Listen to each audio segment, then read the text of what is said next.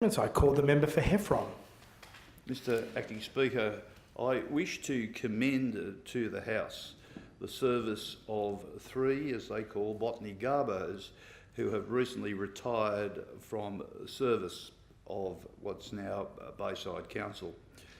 Those three gentlemen have contributed a total of 116 years service to the Council as dedicated, hard-working garbage collectors.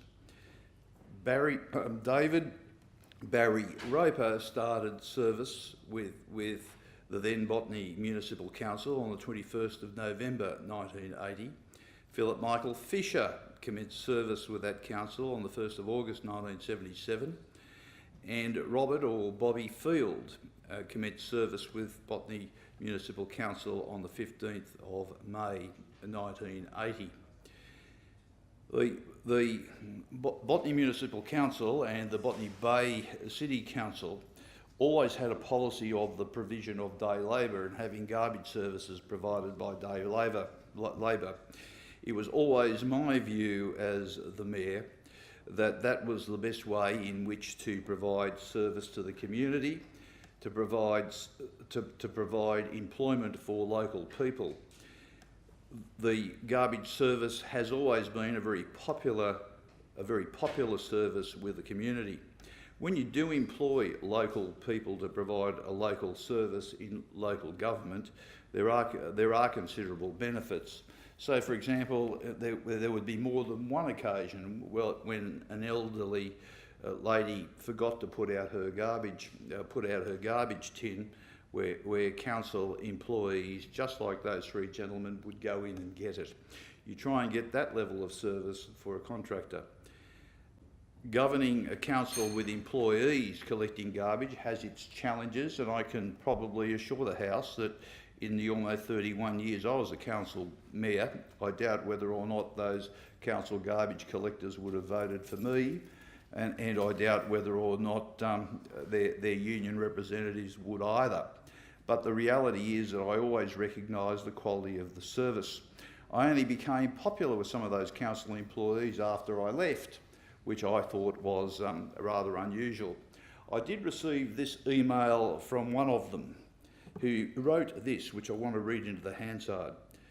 Dear Ron, I'd like to say thank you for keeping the old Botany Garbos up and running in the 1990s and onwards. Just recently, Philip Fisher, Bob Field and myself, David Roper, retired within a month of each other, being a combined 116 years service with the council.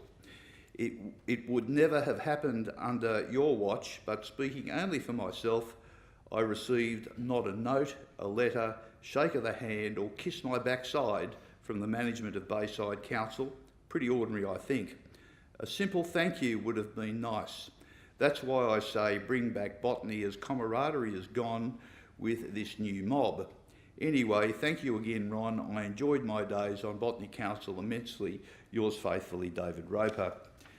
I think Mr Roper's assertion of the impact of amalgamations, which the government wisely dropped in other areas, says it all. I don't have to comment. But I just want to depart a little bit by giving some history about David Roper. He is the grandson of Harold Larwood. The great Harold Larwood, one of the best fast bowlers the world has seen, who on behalf of the English side in 1932 and 1933 participated in the Bodyline series. And he bowled, of course, at what was called the Bodyline at the direction of Douglas Jardine.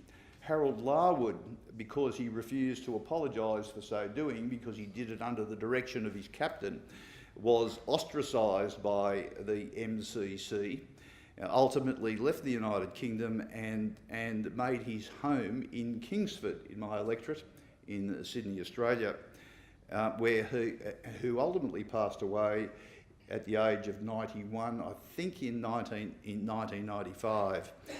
His daughter had two sons, David and Stephen, and one daughter. They resided in Malcolm Street, Mascot. In fact, I went to school with David Roper's elder brother.